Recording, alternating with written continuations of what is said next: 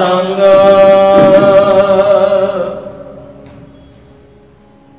सारंग राग का नाम है।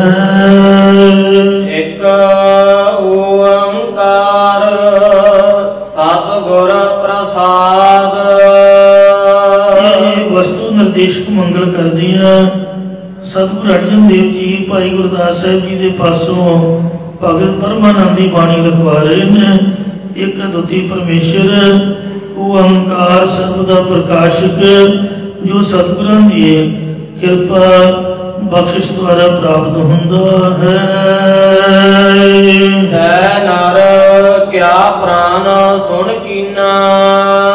भगत परमानंद जी के श्रद्धालु भगत जी पासों उपदेश लैके निहाल होंदे सन।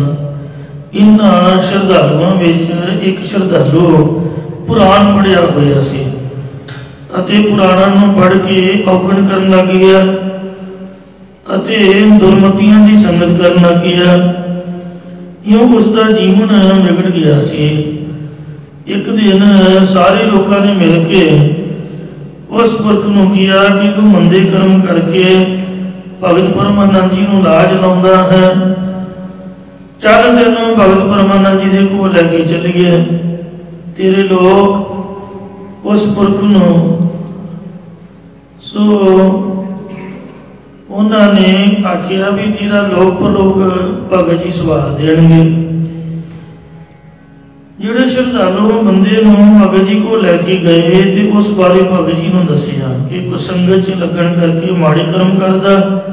भगत जी ने सुन के उन्होंने सिक्ख्या दिंदे आ अते उसदी औगण छਡाउण वास्ते मान लो सानूं भी सारिआं नूं साझा उपदेश बख्शिया।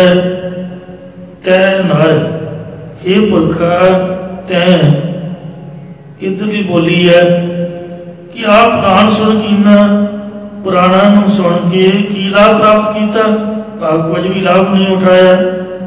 निस दिन सुन के पुराण समझत न हरि अजान। काल तो पहुँचुआन कहाँ जह भाज रे। अन पावनी भगत नहीं नारायण लंगर की सेवा करते हैं। ये भी एक भगती है। लंगर बनाना वरताउना किसी भुखे नूं अन्न छकाउना ये श्री गुरु नानक देव जी नूं प्रसन्न करने के बराबर है।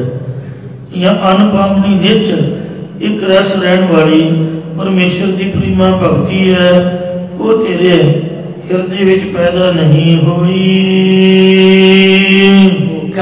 दान न देना तू किसी भुखे पुरख नूं भी अज तक किते पानी का घुट दान नहीं किया।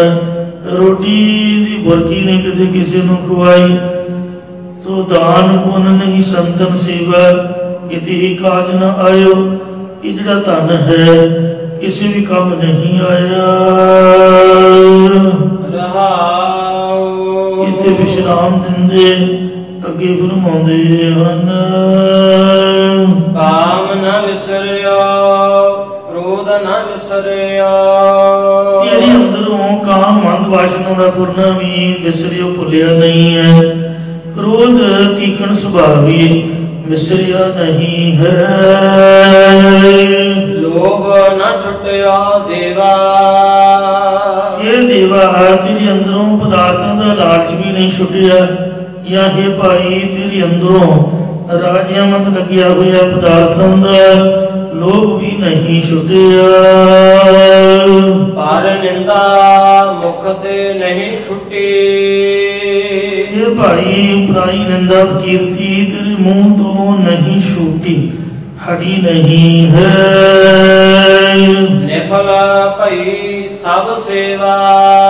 नफे की जगह सगों तेरी पिछली कीती सेवा टहल वो भी सारी निष्फल हो गई है। या देवतियों की टहल की हुई भी निष्फल चली गई है। बाट पार कर मूस बिरानो। रस्ते नूं पाड़ के रहना पाप रस्ते में चलते हुए राही नूं लुट लेना ते बरानो पराए घरां नूं लुट लेना इत्यादि इस प्रकार बात पेट भरे अपराधी। ये अपराधी गुनाहगार पुरख तू अपना पेट भरदा है। इसी प्रकार पार कर मूस बिरानो। चोरी यारी बुराई करन लुटना आदत गुनाहां नू कर करके पेट भरे अपराधी। तू अपना ही खोटी विद्या या अवरण दा पर्दा पाउण वाली तू साधना कीती है, ओही तू अज्ञानता मूर्खता ही कीती है। हिंसा तो मानते नहीं छूटी। जीव घात करनी तेरे मन तो चित तो छुटी नहीं, तू छड्डी नहीं, तेरे तो छड्डी नहीं गई। जी दया नहीं पाली। अति जीवां ते दया मेहर करनी भी तू पालना नहीं कीती। परमानंद साध संगत मिल। भगत परमानंद जी कथन करते हैं कि हे पुरख सत्संगत दे विच मिल करके कथा पुनीत ना चाली। पवित्र करने वाली भाव विकारां तो बचाने वाली कथा तू कदे भी नहीं चलाउणा कीती। या गुर सिख मीत चलो गुर चाली। चाली मर्यादा का नाम है कि गुरसिख मित्रो गुरु की चलाई मर्यादा मुताबिक चलो। मतलब अमृत छको, पंजा कारां दी रहत विच परपक्क होवो। ये भी तू मर्यादा धारण नहीं कीती कदी।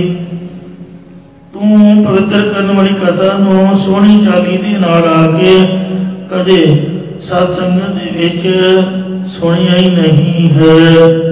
ये भगत परमानंद जी ने साध संगत जीओ उस भले पुरख नूं उपदेश दिता जिहड़ा बिगड़ गया सीगा। मान लो जे असीं ये काम करते हैं तो सानू भी ये उपदेश है। खत्री ब्राह्मण सूद वैस उपदेश जो वरना को साझा है, जिहड़ा धारण कर लेगा उहदे बेड़े पार हो जाणगे। पाठ भावें बंदा थोड़ा ही करे पर इन्हां औगणां ते विकारां गलतियां तो बचिया रहे तां चढ़दी कला। ते जे मेरी वांगू खंड पाठ सहज पाठ भावें दिने रात करदा रहे ते जे ये औगण विकार नहीं छड्डदा गलतियां करी जांदा तां पानी च रह के मरी खेती की तरह पानी च खेती रह के गल जाती है, सड़ जाती है। इस तरह फिर उसका कोई इलाज नहीं। पानी तो बगैर तो पानी दे के हरी हो जाओ, जो पानी जी गल गई वह कोई इलाज नहीं है। क्यों जोड़े गुरुद्वारे रह के भी ये औगण के विकार नहीं छड्डदे। मतलब बकरे छतरी वढ़ के कहते जी ये झटका खा लेना चाहिए। जिन्हें मीट मुर्गा खा लिया तो फिर वो बुरे कर्म भी करूगा। जिहड़ा मन मोटा हो के काम वासना का फुरना होगा। तो इस वास्ते जे खाण का लालच है फिर चोरी भी करूगा। ये सारे विकार फिर आ सकते हैं। इसलिए गुरु महाराज की मर्यादा है, गुरु के लंगर दे विच खीर वरतदी है ते दाल फुलका वरतदा। जिन्ना मर्जी कोई सिर फिरिया बंदा रौला जो मर्जी लोग पाई जान फोन ते स्पीकर या खाना चाहिए वह खाना चाहिए जी। मास मास कर मूर्ख झगड़े जी। मूर्ख ने जिहड़े झगड़ा करते हैं झटका तो वेखो महाराज ने भी खादा। किन्ने भोले लोग ने जिहड़े गुरु जी ते भी दोष लाउंदे ने आपदी जुबान खातर, पर वो लंगर च नहीं वरता सकते। जे किसी की जरूरत है तो वरता के दिखाए। संगत मार मार चपेड़ा उन्होंने गुरुद्वारे तो बाहर कढ़ दूगी भी तू चंगा बंदा सिखा तू शर्म कर। गुरु रामदास के लंगर च जद भी जाऊंगी तुहानू खीर दाल फुलका लड्डू जलेबियां बर्फी कड़ाही मिलूगा। गंद मत नहीं गुरुद्वारे वरती का। आपदे घर जो मर्जी कोई खाई पी भी जाए, सानू किसी ना कोई मतलब नहीं। श्री गुरु नानक देव महाराज का वचन है असंख गल वड हत्या कमाए। भावें झटका है ते भावें जिवा करके खाना।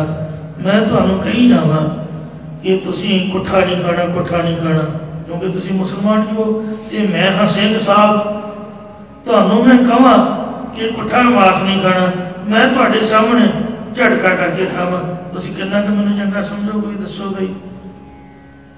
गुरुद्वारे किसी का गला वड्डी दा है कि महाराज ने बाणी उचार के कथा कीर्तन सुना के जान पाई है। इत्थे तो मरे जिउंदे हुंदे ने, इत्थे आके बंदा मर गया फिर दसो किहड़े खोज पाऊगा। कोई भी जीव जंतु है अक्सर जान तो उहदी भी उहनूं प्यारी है। किते नहीं महाराज ने बाणी च आख्या भी तुसीं जीआं जंतां नूं मारो। गुरु हराए साहब ने तां कीरतपुर साहब चिड़िया घर खोलिया हुंदा सीगा। गुरु गोबिंद सिंह ते गुरु हरगोबिंद साहब का शिकार करते रहे ने, चीया नूं मुक्त करते रहे हैं, पर वो जबान के स्वाद लई नहीं। श्री गुरु हराए जी शिकार भी करते रहे, पर उन्होंने जीया नूं मारन की बजाय दौड़ा दौड़ा के थका लेना ते काबू करके जिउंदियां नूं ही वो चिड़िया घर च छड्ड देना। एक बड़ा सोहना बाग बगीचा सीगा, जिहदे विच बड़ियां दवाइयां बूटियां बणियां, जिस तरह तुलसी हुंदी है, औले हुंदे ने, इस तरह के बूटे लाए हुए सी, हरड़ा हुंदियां। महाराज की जिहड़ी बाग वाली हरड़ सीगी वो साध संगत जीओ राजे ने मंगवाई सीगी, जिसका पुत्र शायद दारश को वो शेर का वाल खा के बीमार हो गया सी ते हरड़ खवा के उन्होंने सही किया सीगा। इउं सतगुरु महाराज साहब सच्चे पातशाह ने बुरे कर्मां तो सानू रोकिया। एक चोरी नहीं करनी, दूजी यारी नहीं करनी, तीजा जीवां नूं असंग गलवड हत्या कमाए, हत्या नहीं करनी। आपदी जुबान दे स्वाद लई मीट मुर्गा ये नॉन वेज की वरतों कभी भी नहीं करनी है। कमरे लोग ये रौला पाउंदे ने अखे जी आंडा तो नॉन वेज नहीं है, बंदा बच्चे भी होर की है। जदों तुसीं उहनूं भन्नदे हो ਉਹਦੇ ਵਿੱਚੋਂ एक पीले रंग का ਵੱਖਰਾ पीस निकलता, वो बच्चा ही तो हुंदा है। किसी जीव जंतु का बच्चा ही तो है, फिर वो नॉन वेज किवें ना होया, वेज किवें हो गया जी। ते फिर वो कहंदे जी दुध भी तो नॉन वेज है। पर साध संगत जीओ गुरबाणी ने सानू दुध छकण की आग्या दी है। तुसीं जद श्री गुरु ग्रंथ साहब जी की बाणी पढ़ोगे ਉਹਦੇ ਵਿੱਚ ਤੁਹਾਨੂੰ ਕਿਤੇ भी लिखिया नहीं मिलेगा भी मांस खाओ गोबिंदे राय, मांस खाओ गोबिंदे राय। नामदेव ने दुध का भोग लवाया सीगा, दूध पियो गोबिंदे राय, दूध पियो गोबिंदे राय, दूध पियो मेरो मन मती आए। दुध का एक छकन वाला वेज सोहना पौष्टिक पदार्थ है। तो इस वास्ते अन्न खाना, खाने लई अन्न दिता, पीने लई महाराज ने दुध दिता। बाल व्यवस्था तो जो है प्यार है दूध। मां दा दुध बच्चे नूं छकण लई रब ने दिता होया है। तुसीं किवें कह सकदे हो कि ये नॉन वेज है? आ जिहड़े स्पोक्समैन वाले ने यही ज्यादा झगड़ा पाउंदे ने, रौला पाउंदे ने। मैं ना जी फोन अग च सुट दईए सारे ते अखबारां नूं तीली ला के फूक दईए ते घट तो घट बहुता नहीं तो 50% साडे देश चों लड़ाई मुक जाए। आ टीवी वालियां ने ते फोनां वालियां अखबारां वाले अग लाई हुई है। उल्टा सीधा बोलदे ने, लिखदे ने। तो इसलिए मांस खाण की आग्या किते भी नहीं है। जिन्ना मर्जी कोई रौला पाई जाए, भावें कोई सिंह साहब आपके घर होगा, गुरुद्वारे नहीं हो इस तरह की गल कर सकता। गुरु ग्रंथ साहब नूं भोग जद भी लगूगा तो प्रसादे का लगूगा, सब्जी भाजी का, खीर कड़ाह, कड़ाह प्रसाद नूं ही प्रसाद आखिया है, वह लगूगा। लंगर च वरतूगा भी वही, कभी मास नूं भोग नहीं लगता, ना चाह नूं लाईदा। ते इस तरह सो जिहड़े शांतकी भोजन है उन्होंने ही भोग लगता है। क्यों इस शब्द दे विच परमानंद जी ने सानू सारियां नूं समझाया है। ये परमानंद जी का एको ही शब्द आया। अगे भगत सूरदास जी का जो पावन शब्द वो सरवण करो जी। आड मन हर बेमुखन को संग। ये एको ही पंक्ति है भगत सूरदास जी की, शब्द नहीं है। भगत सूरदास जी का पहला नाम बेल मंगल ब्राह्मण मदन मोहन ब्राह्मण सी। ये मानकोश में लिखा है। सूरदास कहते ने जिहदियां अखां ना होण, निहंगा सिंहां दी बोली है, उन्होंने सुजाखा या लख नेत्रा या सूरदास कहते हैं।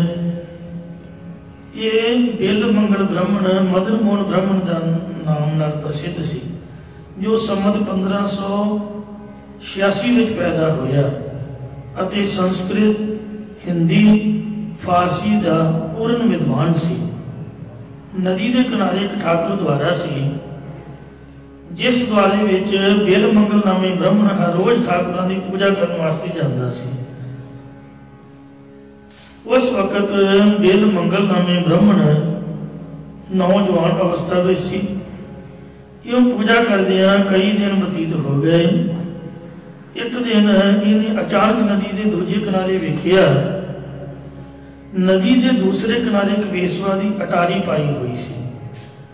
उसका सुंदर सरोह देख के इहदा चित्त मोया गया। हर रोज ही ठाकुरां की पूजा बहाने आया करे ते उस वेसवा का उन्ना के रूप देखता रहा करे। गुरु साहब ने ताइयों बाणी में आखिया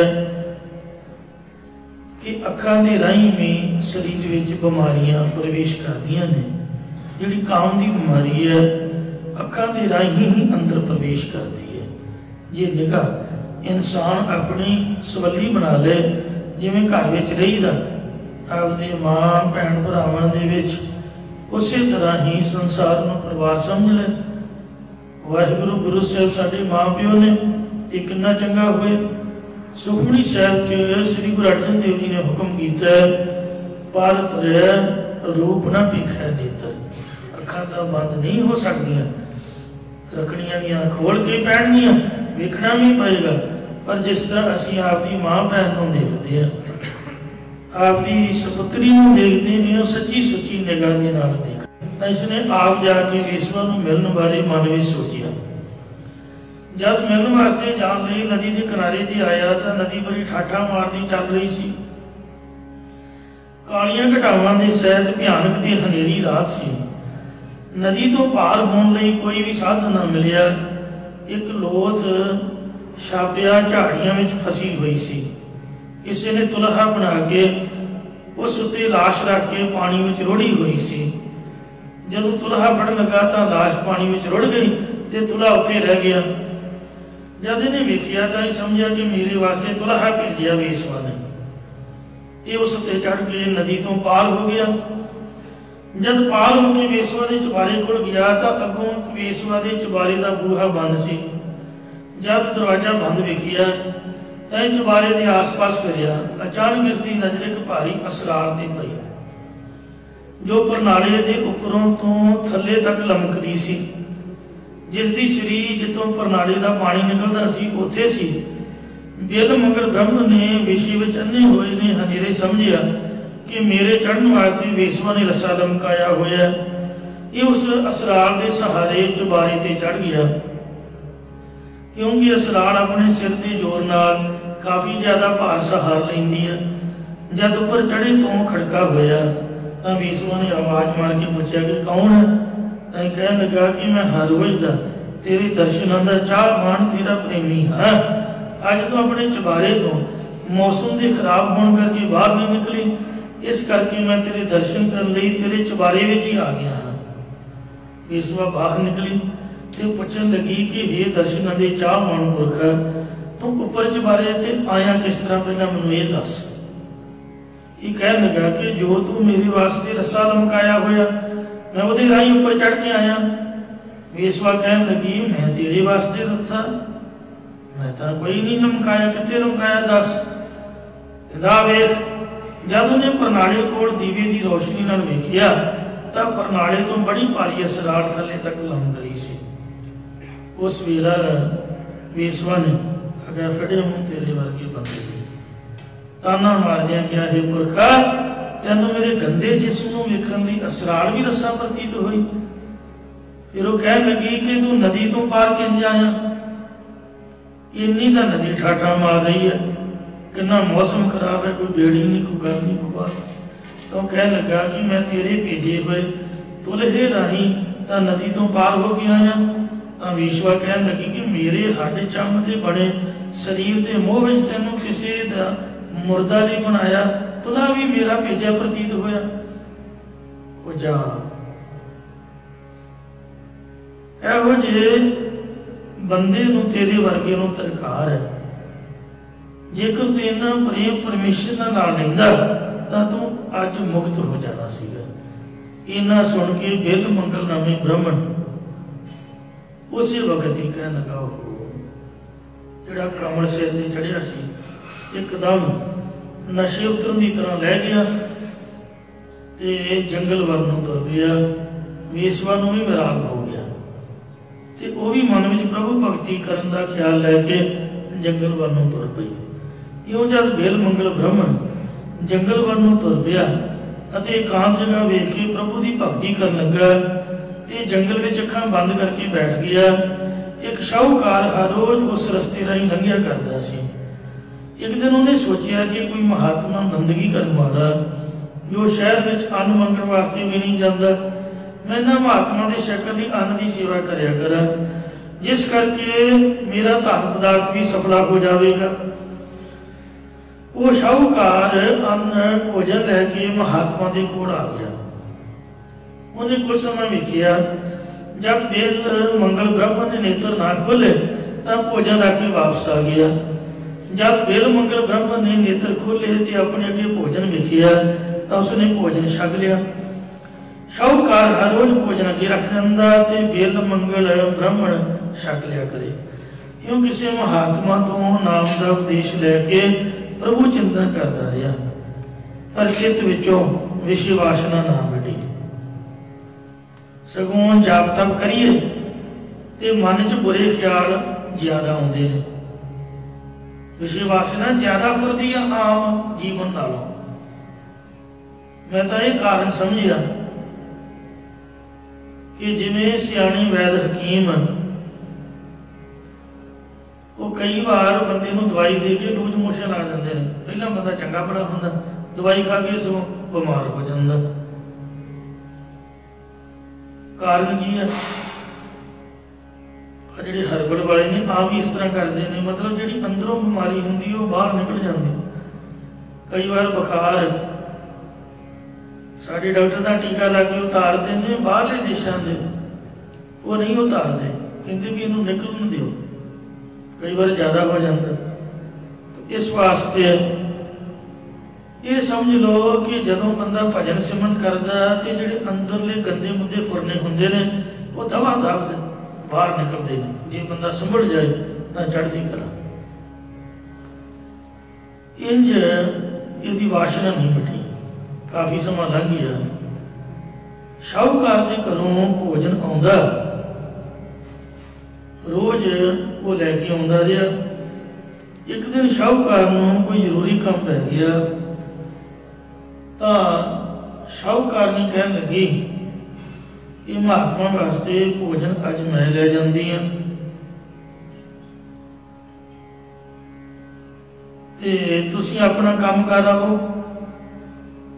मैं ही भोजन दे आवांगी ते महात्मा के दर्शन भी कर आवांगे। जब शाहूकार ने भोजन लैके पहुंची, उधर किते सोते सिंधी बेल मंगल ब्राह्मण अपने नेत्र खोली बैठा सी। शाहूकार ने भोजन आके नमस्कार की ते भोजन छकन लई कह के वापस अपने घर नूं मुड़ गई। इन्हें भोजन छकता लिया। विषय वासना के प्रबल होने करके दा चित शाहूकार के रूप से डुल गया ते शाहूकार ने मगरे मगर तुर पिया।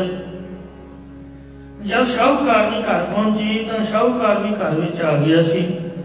जब इन्होंने वेखिया कि महात्मा साडे घर वाली तुरे आउंदे ने तो शाहूकार अपनी घरवाली नूं कहन लग्या कि तू कोई अवज्ञा तो नहीं कर दी जिस करके महात्मा तेरे मगर ही आ गए ने।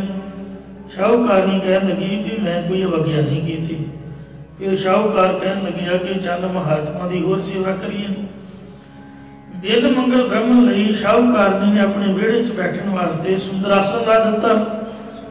जब बिल मंगल बैठ गया तो शाहूकार ने हाथ जोड़ के बेनती की कि महात्मा जी दसो और तुहाडी की सेवा करिए। जब शाहूकार ने इस तरह बेनती की तो इसके मन में इतना वैराग हो गया कि मैं तो विषय वासना के अधीन होकर कोई कर्म करने नहीं आया हाँ, ये मैनू साधु संत मान रहे हैं। मैं बहुत बड़ी गलती की थी। तरकार है ये शरीर ये मेरे मना तेनों लानत है कि जो तू इस तरह की सोच के आया। मन च पश्चाताप कर लग गया कि ये मेरे नेत्रों का कसूर है, सारी निगाह का कसूर है। जो शाहूकार के रूप से लभाईमान होए, पहला वेसवा के रूप से लभाईमान होए।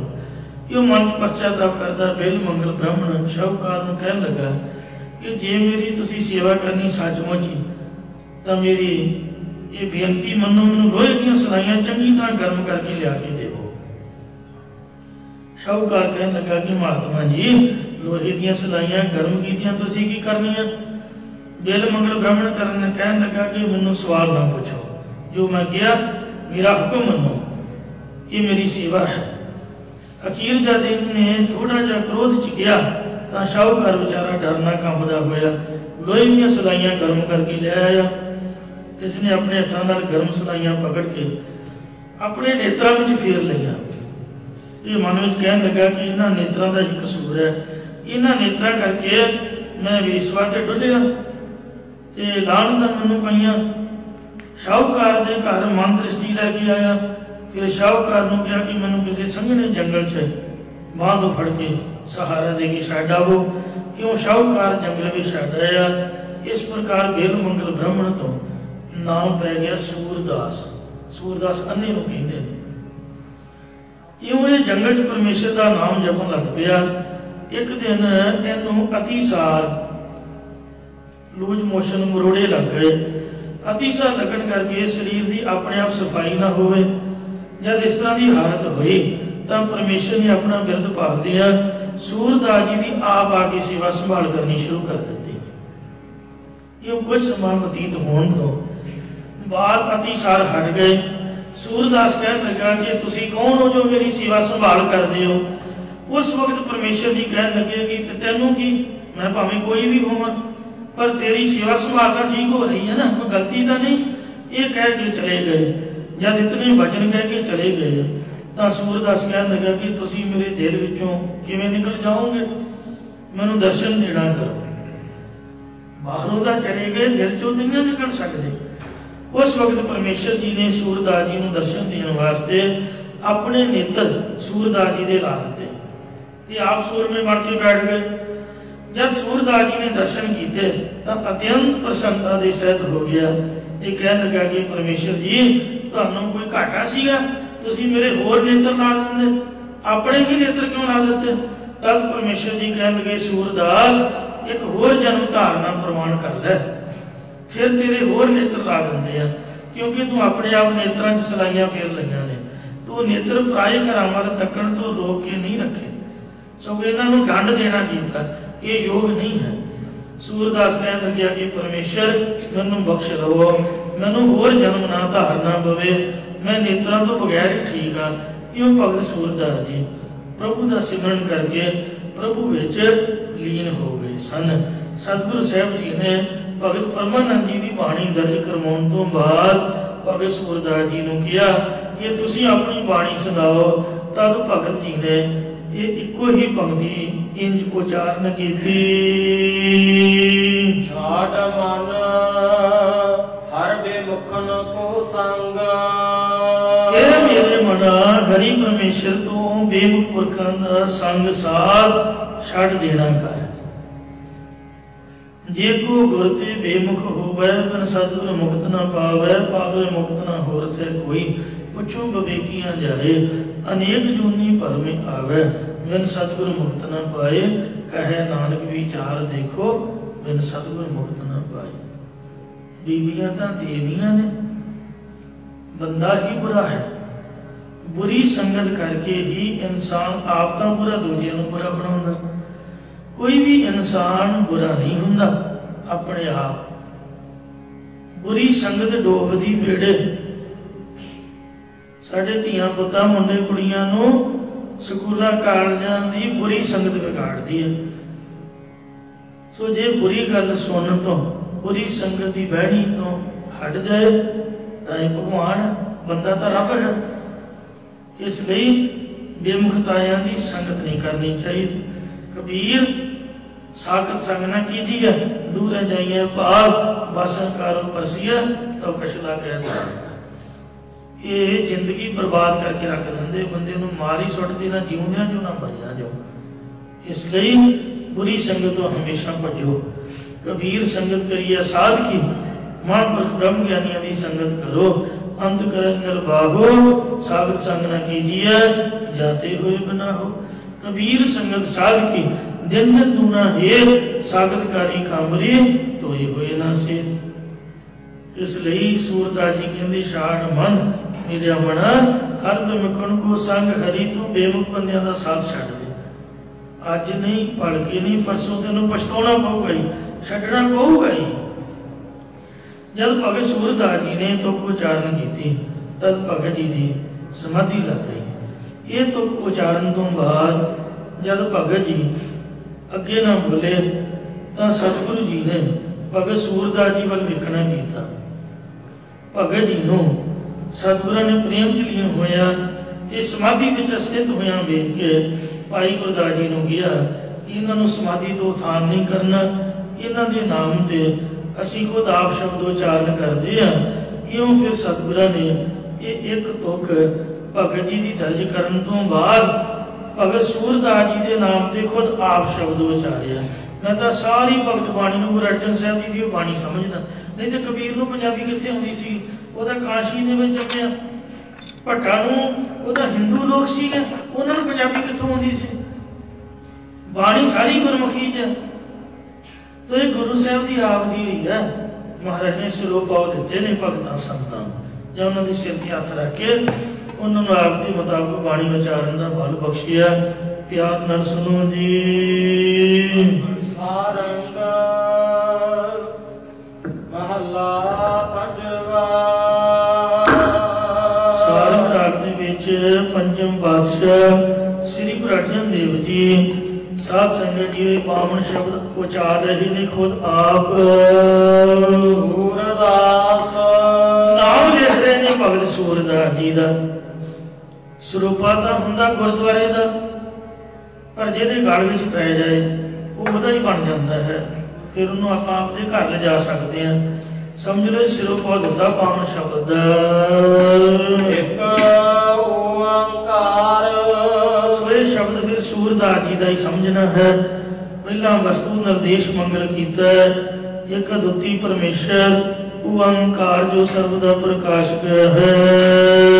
सतगुर प्रसाद सतगुरां दी कृपा द्वारा प्राप्त हुंदा है। हर के संग बसे हर लोक।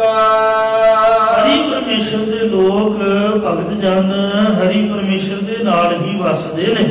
भाव परमेश्वर दे भगत जन हर भगत परमेश्वर विच अभेद होके रहिंदे ने, क्योंकि उन्होंने ज्ञान स्वरूप का प्रकाश हो आया है। तन मन अर्प सरबस सब अर्पिया। उन्होंने भगत जना ने अपना तन ते मन परमेश्वर नूं भेटा कर दिता है ते अपना सारा सरबंस भी अर्प देना कीता है। इसी प्रकार तन मन अर्प सरबस सब अर्पिया। परमेश्वर ने उन्होंने अपना सारा रिधियां सिद्धियां रूप सरबंस अर्प देना कीता है। रिध सिद्ध नाम है की दासी, सब निधान 10 अष्ट सिद्धान ठाकुर कलकतार धरिया। मालिक ने आपकी हथ की तली ते रिधियां सिद्धियां रखियां। इसे करके ही आनंद सहज धन चोक ਉਹਨਾਂ ਦੀ ਸਹਿਜ ਸੁਤੇ ਸਿੱਧੀ ਆਨੰਦ ਸਰੂਪ ਜਾਂ ਗਿਆਨ ਸਰੂਪ ਦੀ ਆਨੰਦ ਦੀ ਧੁਨੀ ਵਿੱਚ ਇੱਕ ਰਸ ਝੋਕ ਲੱਗੀ ਰਹਿੰਦੀ, ਭਾਵ ਸਮਾਧੀ ਲੱਗੀ ਰਹਿੰਦੀ, ਬਿਰਤੀ ਲੱਗੀ ਹੋਈ ਹੈ। ਵਿਸ਼ਰਾਮ ਦੇ ਕੇ ਫਰਮਾਨ ਕਰਦੇ ਨੇ ਦਰਸ਼ਨ ਪੇਖ ਭਏ ਨਿਰਵਖਾਈ। ਸੂਰਦਾਸ ਵਰਗੇ ਭਗਤ ਜਨ ਪਰਮੇਸ਼ਰ ਦੇ ਦਰਸ਼ਨ ਦੀਦਾਰ ਵੇਖ ਕੇ ਵਿਸ਼ਿਆਂ ਤੋਂ ਰਹਿਤ ਹੋ ਗਏ ਨੇ। ਇਸ ਲਈ ਮੈਂ ਤਾਂ ਗੁਰੂ ਘਰ ਆ ਕੇ ਇੱਕੋ ਹੀ ਗੱਲ ਸਮਝੀ ਹੈ ਕਿ ਸਵੇਰੇ ਸਵੇਰ ਉੱਠ ਕੇ, ਜਿਵੇਂ ਆਪਾਂ ਕਹਿੰਦੇ ਅੱਜ ਪਤਾ ਨਹੀਂ ਕੌਣ ਮੱਥੇ ਲੱਗਾ, ਨਾ ਕਿਸੇ ਦੇ ਮੱਥੇ ਲੱਗੋ, ਸਿੱਧਾ ਗੁਰਦੁਆਰੇ ਕਿਉਂ ਨਹੀਂ ਆਉਂਦੇ ਭਾਈ? ਉੱਠਦਿਆਂ ਸਾਰ ਹੀ ਭੱਜੇ ਆਓ ਤੇ ਗੁਰੂ ਗ੍ਰੰਥ ਸਾਹਿਬ ਜੀ ਦੇ ਦਰਸ਼ਨ ਕਰੋ ਫਸਟ ਟਾਈਮ ਤੇ। ਔਰ ਸਾਰੀ ਦਿਹਾੜੀ ਜੋ ਤੁਸੀਂ ਦੇਖਿਆ ਹੈ ਉਹਨੂੰ ਹੀ ਧਿਆਨ ਵਿੱਚ ਰੱਖੋ, ਗੁਰੂ ਮਹਾਰਾਜ ਦੀ ਬਾਣੀ ਨੂੰ, ਹੁਕਮਨਾਮੇ ਨੂੰ। ਇਹ ਸਨਮੁਖ ਸਿੱਖ ਦੀ ਨਿਸ਼ਾਨੀ ਹੈ, ਇਹਦੇ ਨਾਲ ਮਨ ਟਿਕ ਜਾਂਦਾ ਹੈ, ਬੁਰੇ ਪਾਸੇ ਨਹੀਂ ਜਾਂਦਾ।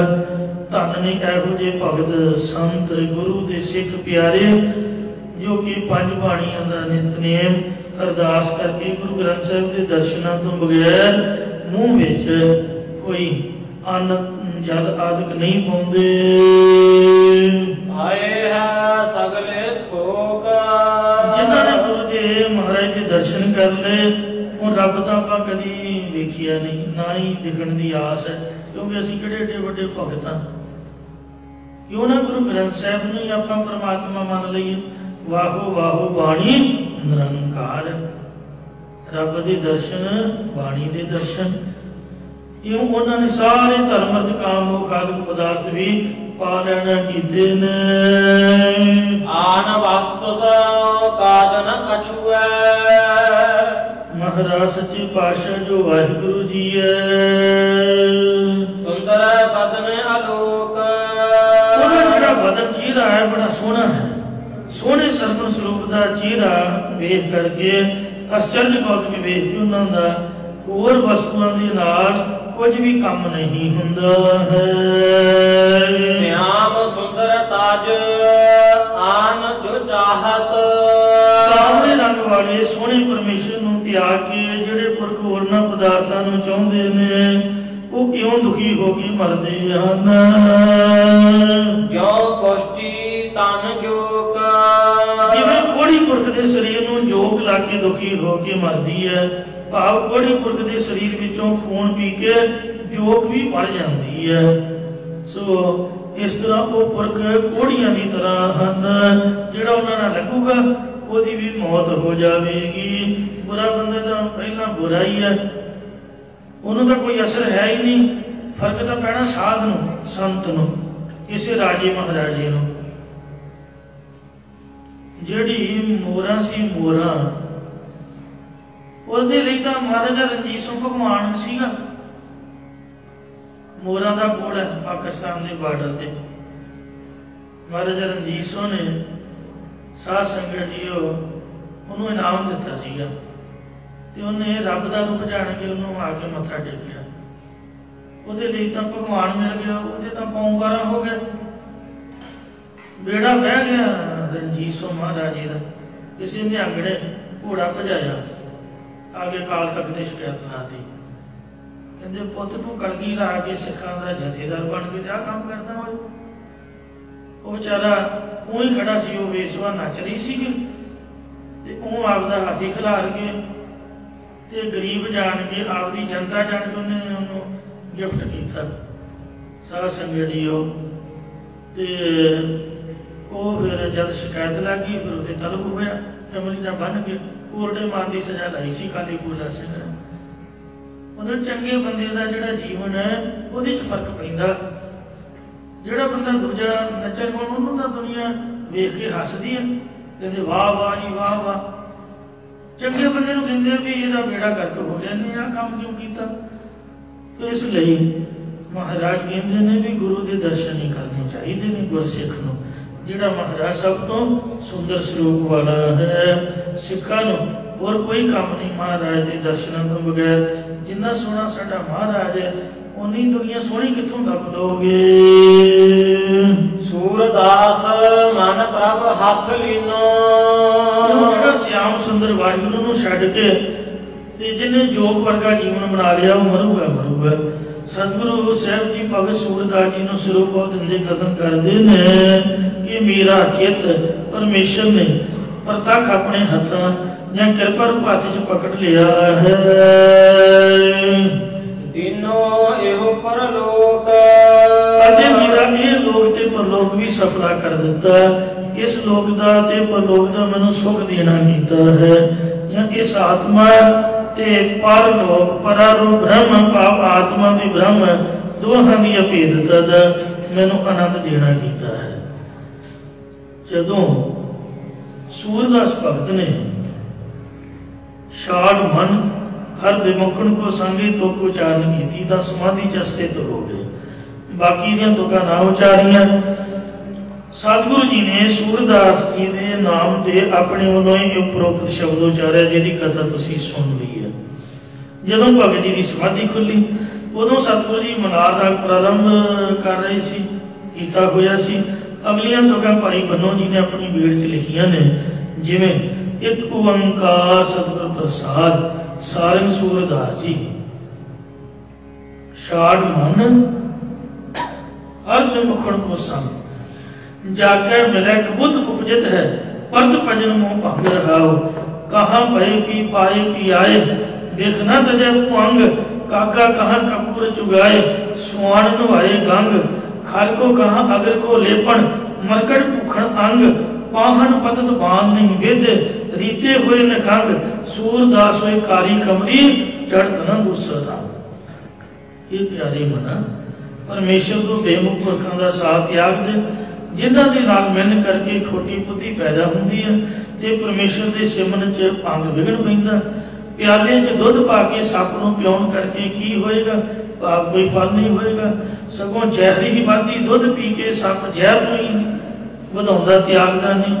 इस प्रकार निष्काम कर्मां दा उपदेश सुन के भी मनमुख पुरख निंदिया कर लोग या विषयां रूपी जहर नूं नहीं त्यागदा। कां नूं कपूर मोती हीरे आदि चुकाउण दा की लाभ भाव कोई लाभ नहीं। कुत्ते नूं गंगा ते इशनान कराउण दा की लाभ कोई लाभ नहीं। गधे नूं अगर चंदन दा लेपन करन दा की लाभ भाव गधा अगर चंदन दे लेपन नाल शीतल नहीं हुंदा कोई लाभ नहीं क्योंकि उन्हें रूड़ियां से ही लेटना हुंदा। बांदर के अंगां ते गहने पाउण दा की लाभ कोई लाभ नहीं। बाणा दे पैण नाल पत्थर विन्निया नहीं जाता भावें सारे पत्थे खाली हो जाण। अगर सूरदास जी कथन करते कि हे पुरखा जिवें वो काली कमली नूं दूजा रंग नहीं चढ़दा इस तरह परमेश्वर तो बेमुख आदमियां नूं सत संगत के नाम का रंग नहीं चढ़दा। इस करके उन्हां दा त्याग करना ही श्रेष्ठ है। गुरबाणी का एको ही पंक्ति है छाड़ मन हर विमुखन को संगी। जिहड़ा बाकी का शब्द तुहानूं सुनाया या विचार देती इनू गुरबाणी नहीं समझना है। पंजवें पातशाह का शब्द ही सूरदास जी का शब्द समझना। इत्थे समाप्ति है जी। भुलां चुका क्षमा करो अगे दो समत बख्शो। श्याम सुंदर तज आन जो चाहत जो कुष्टी तन जोक। सूरदास मन प्रभ हथ लीनो। दीनो एहो परलोक। वाहिगुरू जी का खालसा